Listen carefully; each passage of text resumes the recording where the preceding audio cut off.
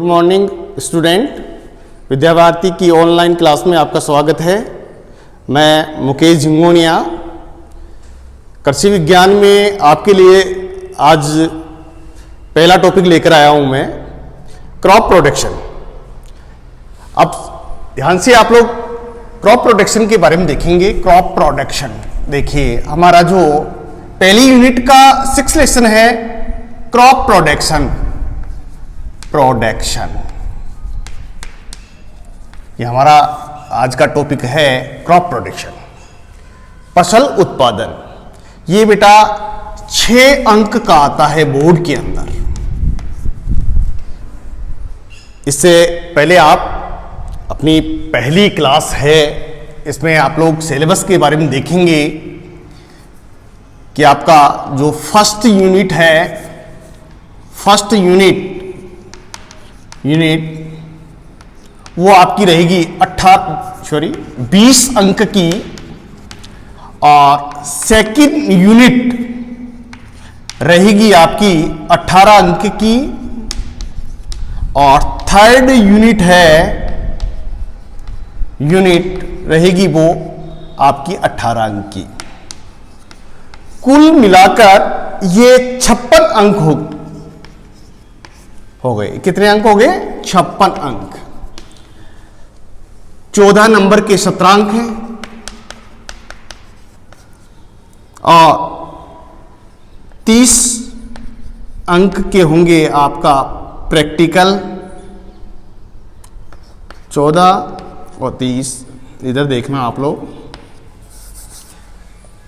ये कुल योग हो गया 100 अंक। हमारा जो पेपर होगा 12वीं क्लास का वो 100 अंक का होगा। पहला यूनिट है वो 20 अंक का होगा, दूसरा यूनिट है 18 अंक का, और तीसरा यूनिट है वो होगा अपना 18 अंक का। कुल मिलाकर ये बेटा हो गए 56 अंक। अब इनमें 17 अंक होंगे 14 नंबर के। 56 और 14 कितने हो गए? 70, और प्रैक्टिकल हो गया 30 अंक का। 70 और 30 100 अंक हो गए।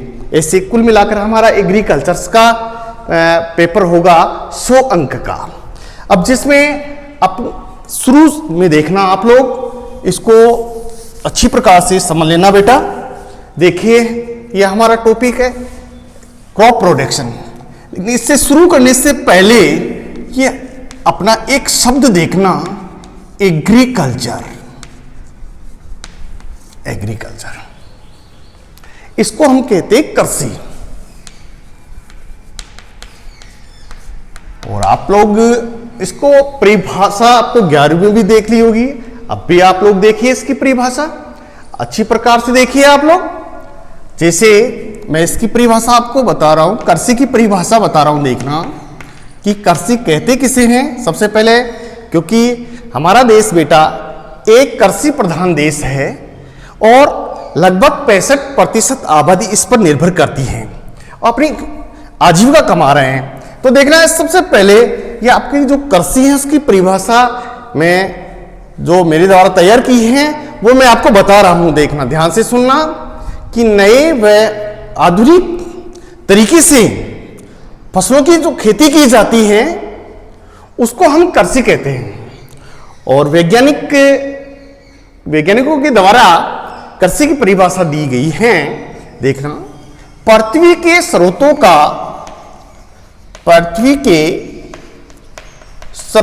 का इष्टतम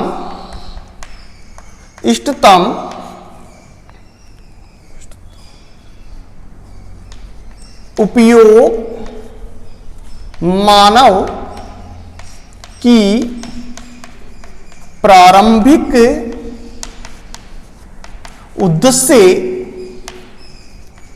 उद्देश्य के लिए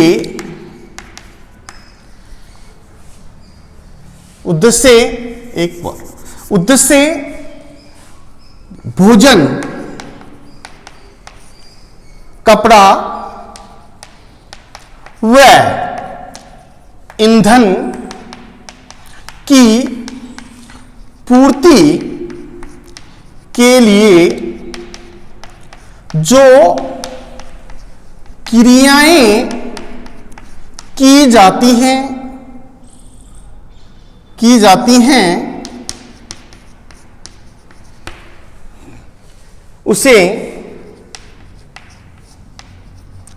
कृषि कहते हैं। देखिए बेटा, मैंने दो परिभाषा बताई आपको और इसको बहुत अच्छी तरीके से आप लोग इसको उतार लेना। कृषि पृथ्वी के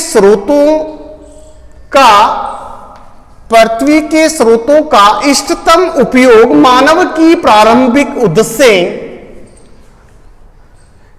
जैसे भोजन, कपड़ा व ईंधन की पूर्ति के लिए जो क्रियाएं की जाती हैं उसे क्या कहते हैं? कृषि कहते हैं। अब देखना बेटा, अब आप लोगों को एक बार में अपना जो क्रॉप प्रोडक्शन का जो टॉपिक है उसको शुरू करने से पहले मैं दो तीन बात और बता रहा हूं, उसको ध्यान से सुनिए आप लोग। जैसे इसमें आपके दिमाग में आता है कि इसमें रोजगार के क्या अवसर हैं, तो देखना इसमें आप सबसे पहले देखना इसमें जैसे जेट, ICR और BHU, इसके बारे में देखना। आपके दिमाग में एक पॉइंट रहता है कि सब ये क्या है। देखना इसको अगर खोल के देखते हैं हम, जे का अर्थ होता है जॉइंट, ई का मतलब होता है इंट्रेंस टेस्ट। देखिए बेटा, हर शब्द अगर आप लोग स्पष्ट देखेंगे तो आपकी समझ में जरूर आएगा। जॉइंट एंट्रेंस टेस्ट, इसको हिंदी में करते हैं संयुक्त प्रवेश परीक्षा, और इसका फुल फॉर्म है इंडियन काउंसिल एग्रीकल्चर रिसर्च। इसको कहते हैं बनारस हिंदू यूनिवर्सिटी। ये देखना, इनके लिए ये टेस्ट होता है और इसके टेस्ट कह दो या प्रवेश कह दो, प्रवेश के लिए अपने को तैयारी करनी पड़ती है और इनमें बहुत कम तैयारी, इतनी ज्यादा नहीं कि आप लोगों की इतनी बहुत ज्यादा तैयारी करनी पड़ती है। इसमें अगर आप लोग 11वीं और 12वीं, जैसे यहाँ के विद्यार्थी 11वीं के अंदर जैसे एग्रीकल्चर्स के अंदर जेट के जो नोट्स हैं वो ले रखे हैं, लगभग 1800 क्वेश्चंस ले रखे हैं। अगर इन क्वेश्चनों को अगर आप लोग देखेंगे तो ये कंपटीशन फाइट करना कोई बड़ी बात नहीं है, बहुत इजी है और आप लोगों को गवर्नमेंट कॉलेज में दाखिला हो जाता है अगर आप लोग इसको थोड़ा सा ध्यान देंगे तो। देखना सबसे पहले देखो, ये मैं आपका प्रोडक्ट ये 6 अंक का है, इसमें बहुत सारे प्रश्न ऐसे होंगे जो आपके इन जो जेट हैं, ICR हैं, BHU हैं, इनके जो प्रवेश के लिए इनमें बहुत सारे प्रश्न बनेंगे बेटा। तो आप लोग इसको बहुत अच्छे प्रकार से देखना, बारीकी से देखना, जरूर आपका इसमें सिलेक्शन हो जाएगा। और इसके अंदर रोजगार है, जैसे इसमें WO बन सकते हैं, WAO, और ये कब बनते हैं आप लोग, जैसे आप लोग ये जेट फाइट करके जाएंगे तो इसमें आप लोगों को ये करना पड़ेगा BSc AG हॉनर्स। देखना, बैचलर ऑफ साइंस किससे? एग्रीकल्चर से। हॉनर्स का मतलब होता है कि विशेष अध्ययन, है ना। तो ये ध्यान रखना, इसमें आप लोग अगर ये डिग्री लेते हैं तो आप लोगों को ये WO जिसका कहते हैं, अब इसका पूरा नाम है एग्रीकल्चर असिस्टेंट ऑफिसर, सहायक कृषि अधिकारी। हाँ, क्या हो गया? सहायक कृषि अधिकारी। और इससे ऊपर होता है AO, ये MSc करने पर बनता है, जिसको कहते हैं एग्रीकल्चर ऑफिसर, कृषि अधिकारी। इसके बाद में इसमें रोजगार है एग्रीकल्चर सुपरवाइजर। देखना, एग्रीकल्चर सुपरवाइजर, ये वाइजर, देखना सुपरवाइजर। आप लोग इसमें कृषि पर्यवेक्षक परीक्षा भी इसमें ये जो नोट्स में जो प्रश्न आएंगे उसमें आप लोग इसमें बहुत सारे ऐसे प्रश्न बताऊंगा जो AO है, WO है, जिसमें एग्रीकल्चर सुपरवाइजर में इसमें कंपटीशनों में आपको फाइट करने में दिक्कत नहीं आएगी, तो ध्यान से देखेंगे आप लोग। इसके बाद में आप लोग जैसे कोऑपरेटिव सोसाइटी जिसको आप लोग कह सकते हैं, सहकारी समिति, उसमें भर्तियां आती हैं। बैंक में लग सकते हैं आप लोग, इसकी एक स्पेशल पोस्ट होती है बैंक कृषि अधिकारी की। इसमें बैंकों के अंदर सभी बैंकों में होती हैं। और आप लोग बीज निगम जो कंपनियां हैं उसमें जा सकते हैं, खाद वाली जो प्राइवेट कंपनियां हैं इसमें जा सकते हैं। बहुत सारे इसमें रोजगार के अवसर हैं। अब आप लोग आगे चलिए देखना, भूलना मत। कृषि की एग्रीकल्चर की मैंने AGRI एग्रीकल्चर की मैंने आपको परिभाषा बताई है, इसको आप लोग याद रखना। हमारा प्रारंभ जो हमारा पॉइंट है शुरू में देखना कृषि, कम से कम इसकी परिभाषा आप लोगों को कोई भी पूछ सकता है, आपके दिमाग में आप इसको अच्छी प्रकार से फीड कर लो कि कृषि कहते किसे हैं। इसके बाद में देखना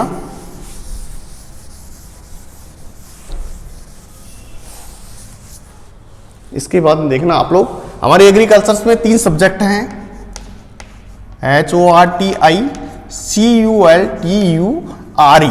देखिए बेटा आप लोग स्पेलिंग देखना, HOR ये देखना R है, ये HORTICULTURE।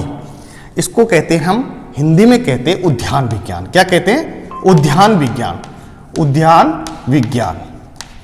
देखिए आप लोग अगर इसके शब्द स्पष्ट देखेंगे तो आप लोगों को ये परिभाषा अपने आप याद हो जाएगी। देखना इसकी परिभाषा मैं बोल रहा हूं, देखना हॉर्टिकल्चर उद्यान विज्ञान, यह विज्ञान की वह शाखा है जिसके अंतर्गत फल फूल सब्जियों एवं फलों वाले पौधों का अध्ययन किया जाता है, उसको हम उद्यान विज्ञान कहते हैं।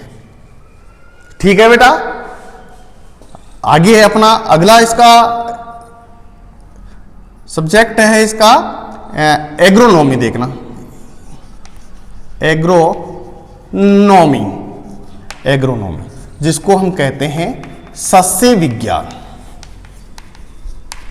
देखना इसको मैं तोड़कर ही बनाऊंगा, देखना इस शब्द को तोड़ूंगा। देखना AGRO plus नोमस।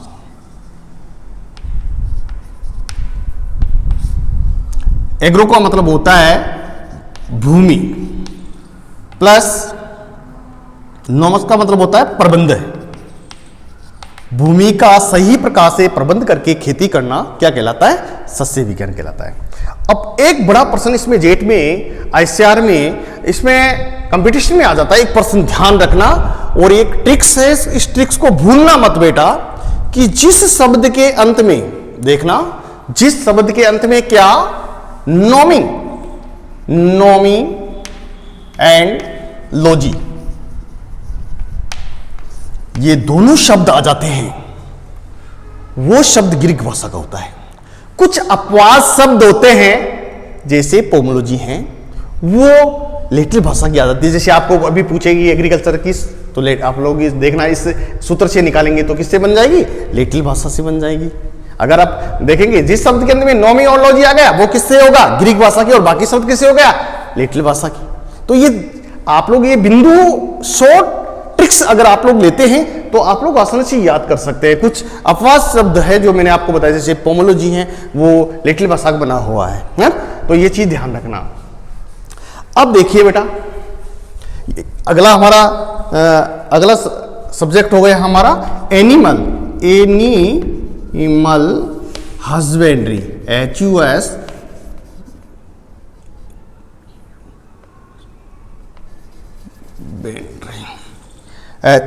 Animal HUS BUNDRY है ना, हस्बेंड्री HUS BUNDRY हस्बेंड्री।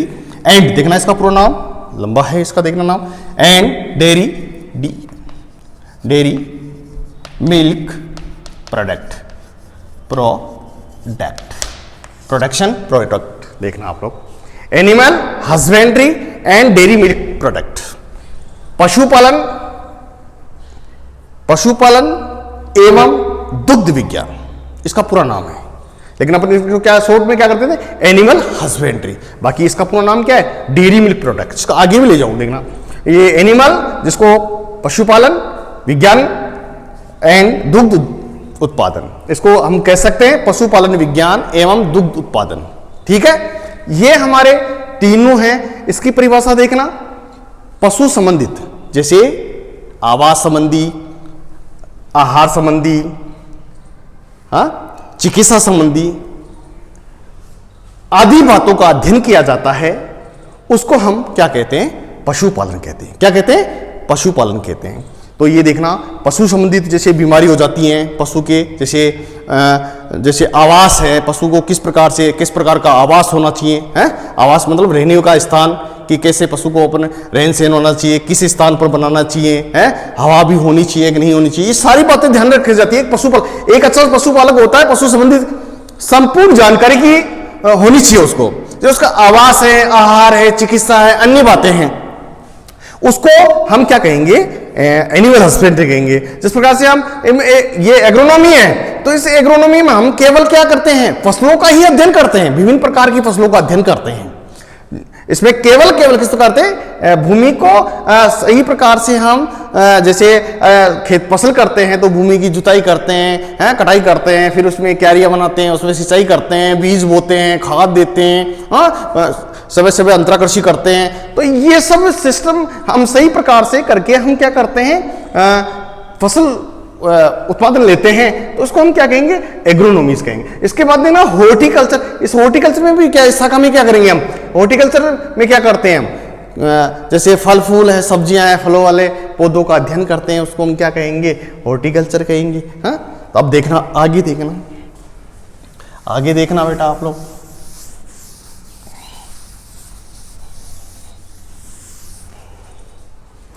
ये हमारा एक क्रॉप प्रोडक्शन है, जिसको हम कहते हैं फसल उत्पादन। ये 6 अंक का होगा। इसमें आपको ध्यान रखने की एक 2-3 बातें बता रहा हूं, उसको आप लोग अच्छी प्रकार से अपने मस्तिष्क में उतार लेना। एक तो आप लोग फसल का वर्गीकरण, क्योंकि किसी को भी नाम फसल का, जैसे मैं भी फसलों के नाम बताऊंगा कि कौन से कुल की फसल है, कौन से इसका परिवार है, या इसका वानस्पतिक नाम क्या है, क्योंकि जब तक नामकरण पद्धति हम नहीं देते हैं तब तक हमारा प्रश्न सही नहीं होता है। तो ये ध्यान रखना। और ये 6 अंक के साथ में आपको ये बता रहा हूं कि जेट में, आईएसआर में, और जो आईसीआर है, बीएचयू है, इसके अंदर बहुत सारे प्रश्न आते हैं जिसको आप लोग आसानी से कर सकते हैं बेटा। तो देखिए, फसल वर्गीकरण के बाद में इसका इंपोर्टेंट्स है, इंपोर्टेंट्स देखना आप लोग, इंपोर्टेंट है इसका महत्व, फसल का क्या महत्व है, क्योंकि आप लोगों को फसल का महत्व बताएंगे तभी आप लोग इस फसल को बोने के लिए किसी दूसरे को कहेंगे, आप लोग अच्छा प्रोडक्शन लेंगे।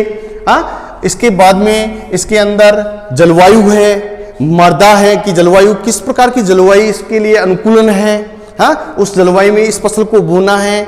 इसके साथ में देखो, इस प्रश्न में जो 6 अंक में क्या क्या बता रहा हूं, फसल का वर्गीकरण है, इंपोर्टेंट्स है, महत्व, इसके बाद है जलवायु है, इसके बाद में देखना बेटा मृदा है कि भूमि किस प्रकार की होनी चाहिए इसके अंदर, क्योंकि किसी प्रकार का जो बीज होता है किसान का एक आधार होता है।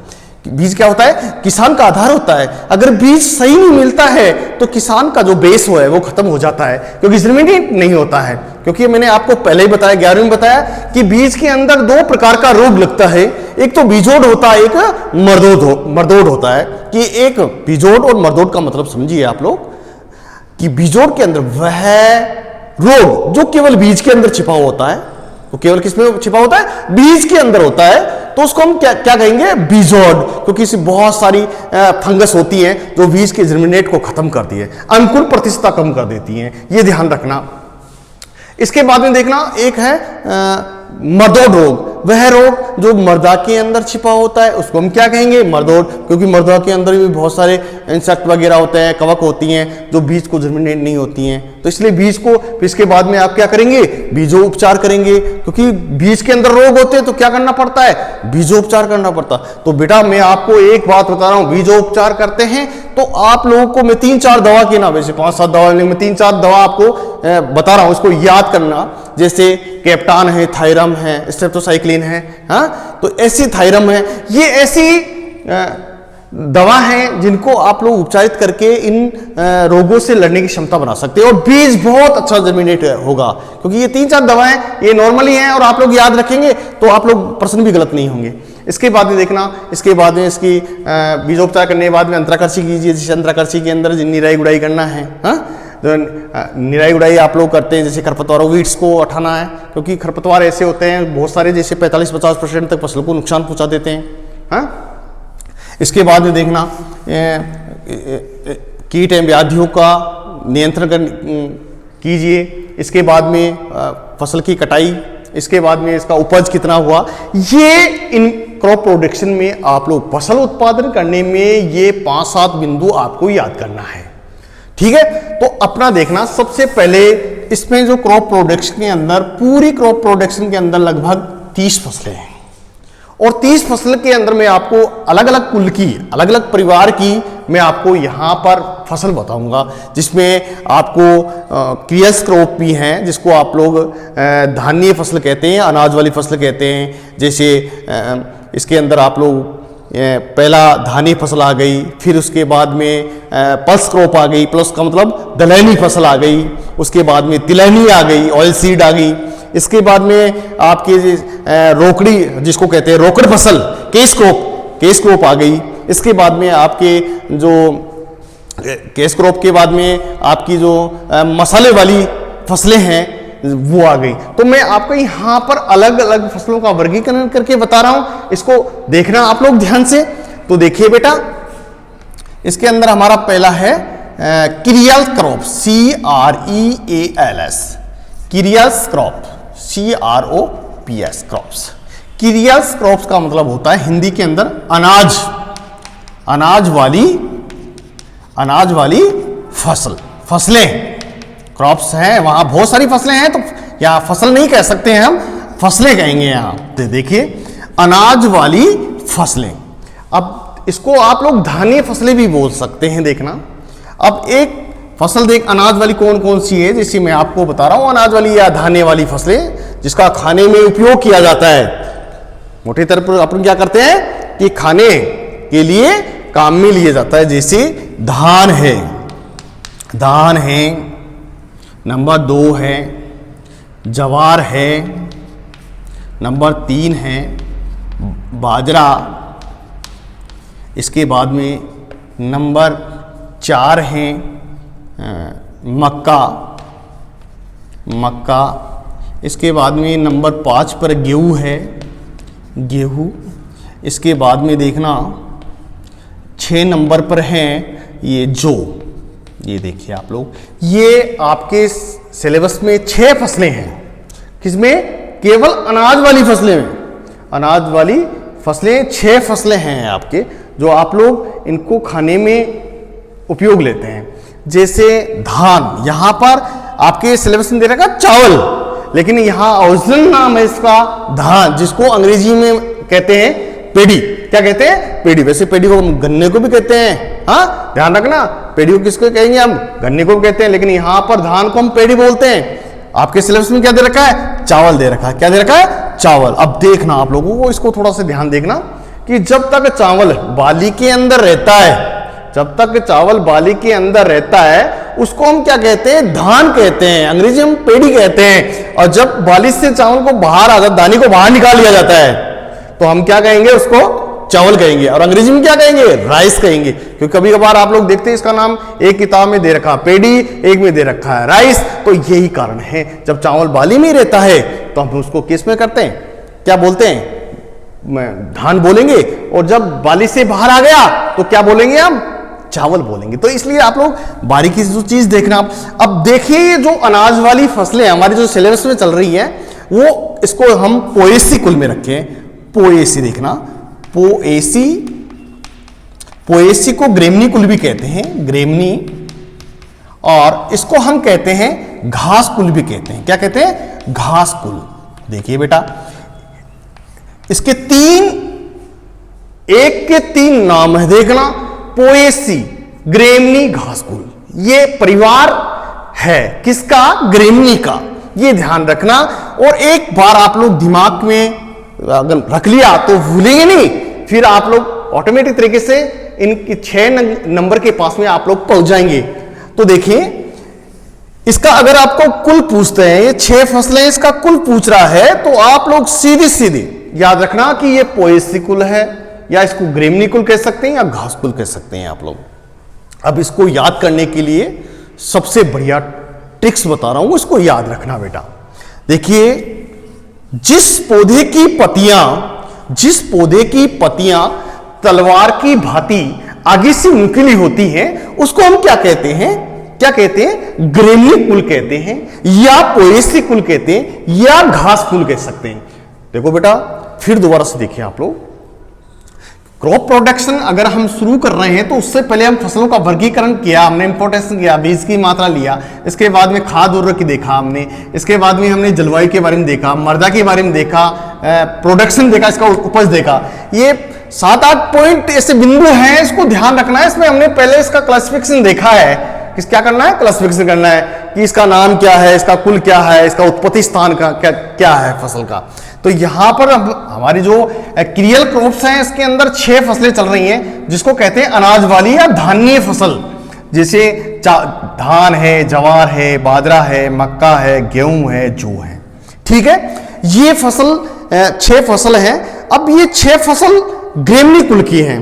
अब इसकी पहचान आप कैसे करेंगे, देखना आप लोग सभी अपने घर देखना, खेत के अंदर फसल देखना आप लोग। जैसे धान, जैसे अपने यहाँ पर बुआई नहीं करते हैं, जैसे ग्रामीण में धान की बुआई नहीं करते हैं, जैसे उदयपुर है, कोटा है, यहाँ पर धान की नगर है, यहाँ पर अपन धान की खेती कर रहे हैं, बूंदी है, तो ये हम धान की खेती कर रहे हैं। वहां पर आप लोगों को उनकी पौधे की पत्तियां देखनी है, देखना आप लोग, एक ट्रिक्स देखना आप लोग, और बिल्कुल आप लोग देखेंगे तो तलवार की भांति आगे से नुकीली हो। तो ये जितने भी हैं, जवार का देखा है, जैसे आप लोग देखना जवार की पत्ती देखना आगे से बारीक होगी, नुकीली होगी, बाजरे की देखना आप लोग, मक्का की देखना, गेहूं की देखना, जौ की देखना, पत्तियां सभी की तलवार की भांति ये नुकीली होती हैं। उसको हम क्या कहते हैं, ग्रेमनी कुल। किसमें रखते हैं, ग्रेमनी कुल में रखते हैं।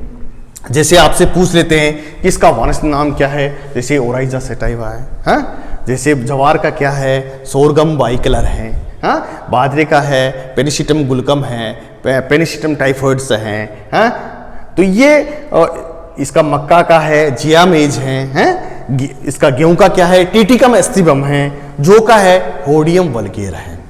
ये 6 फसलें हैं बेटा। इन 6 फसलों में ध्यान से आप लोग देख लिया ना तो बिल्कुल इजीली तरीके से बहुत सारे प्रश्न बनेंगे आपको। देखना, जैसे अभी एक प्रश्न बना दिया कि जवार की जड़ों में कौन सा धुरीन पाया जाता है, तो आप लोगों को पता होना चाहिए जो इसकी कच्ची अवस्था में, अगर जवार की कच्ची अवस्था में पशु खा लेता है तो उसकी मृत्यु हो जाती है। कई बार ये जेट की कंपटीशन में पूछ लिया है, ये पूछ ही लेता है, हर साल पूछ लेता है, जिसको कहते हैं SCN, हाइड्रोसाइनिक अम्ल।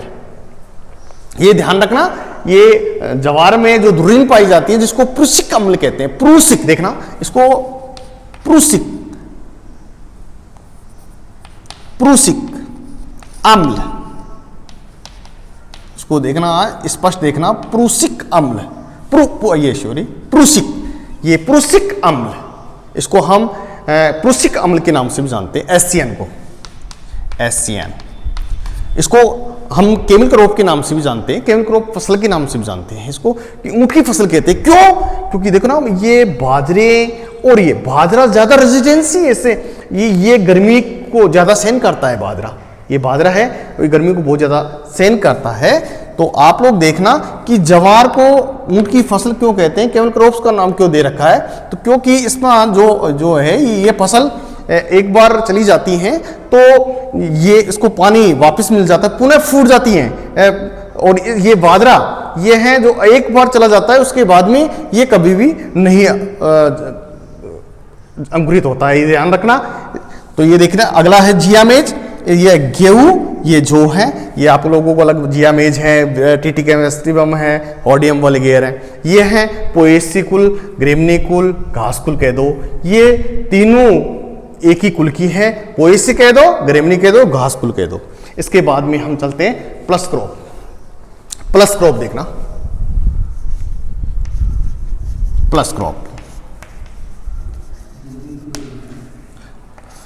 ये देखना, इसको हिंदी में कहते हैं दलहनी, दलहनी फसल, दलहनी फसलें।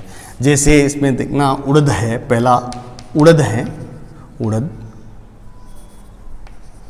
उड़द, दूसरा है मूंग, तीसरा है मोठ, चौथा है चना, इसके बाद में पांचवा है चंवला,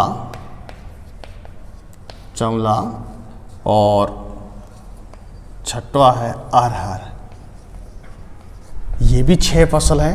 उड़द हो गई, मूंग हो गया, मोट, चना, चंवला और अरहर। इसमें भी आपके जेट में ICR में एक बहुत ज़्यादा प्रश्न बनते हैं। जैसे उड़द है, उड़द का वंश नाम आपसे पूछते हैं तो इसका नाम क्या हो गया, क्या हो गया? विग्ना मूंगो, विग्ना मूंगो। इसका देखना आप लोग, मूंग का क्या नाम है? विग्ना रेडिएटा, क्योंकि आप गलत कर देते हैं और जेट के अंदर कई बार आया हुआ प्रश्न है ये, और आप लोग गलत कर देते हैं। तो ध्यान रखना, उड़द को हम क्या कहते हैं? विग्ना मूंगो। और मूंग को क्या कहते हैं? क्या कहेंगे? विग्ना रेडिएटा। ये दोनों का अंतर थोड़ा सुनना। इसको कहेंगे हम रेडिएटा और इसको क्या कहेंगे? मूंगो। इसको विग्ना मूंगो, विग्ना रेडिएटा। आप लोग यहां गलत कर देते हैं, कभी बहुत कई बार कर देते हैं आप लोग। ध्यान से सुनिए। अब इस दलहनी फसल को एक अपने शॉर्ट ट्रिक से बता रहा हूं मैं आपको। जिस बीज को तोड़ने पर दाल की भांति 2 भागों में बट जाएं, उसको हम क्या कहते हैं? दलहनी फसल कहते हैं। क्या कहते हैं? दलहनी फसल। इसका एक ट्रिक्स और है अनाज वाली फसल का, जिसको हम ग्रेमिकुल में रखा है। जिस दाने को तोड़ने पर कई टुकड़ों में टूट जाए, अनाज के दाने को तोड़ने पर कई टुकड़ों में टूट जाए, उसको हम ग्रेमिकुल में रखेंगे। इसके 2 ट्रिक्स हैं। इसका आप लोग ट्रिक्स देखिए कि जिस दाने को तोड़ते हैं वो 2 भागों में बट जाए, और इन पौधों की जड़ों में क्या पाई जाती है? राइजोबियम नॉर्म्स पाई जाती हैं, जो नाइट्रोजन, वातावरण से नाइट्रोजन का स्थिरीकरण करती हैं। ये इसकी ये पहचान है दलहनी फसल की। इसके बाद में हमारा अगला ये दलहनी हो गई। जैसे इसको उड़द को अभी आपको बताया विग्ना मूंगो, और इसको मूंग को क्या कहेंगे? विग्ना रेडिएटा। क्या कहेंगे? विग्ना रेडिएटा। और इसको मोट को क्या कहेंगे? विग्ना एक्टिनिफोलिया। इस चने को क्या कहेंगे? साइसर एरिटिनम। और चना को क्या बोलेंगे हम? विग्ना अंगुइकुलाटा। और अरहर को क्या कहेंगे? केजेनस केजान। ये देखना बेटा, मैं आज आपको ये क्रॉप प्रोडक्शन में 2 फसलों के बारे में अध्ययन करवाया है। एक तो बताया अनाज वाली फसलें, और एक बताइए मैंने दलहनी वाली फसलें। तो अनाज वाली फसलें में भी 6 हैं, और दलहनी फसलें में भी क्या कितनी है? 6 हैं। तो अब हमारा अगला हमारा टॉपिक होगा ऑयल सीड, जिसको कहेंगे तिलहनी फसलें। तो कल हम आपके लिए अगला टॉपिक लेकर आएंगे ऑयल सीड, तिलहनी फसलें।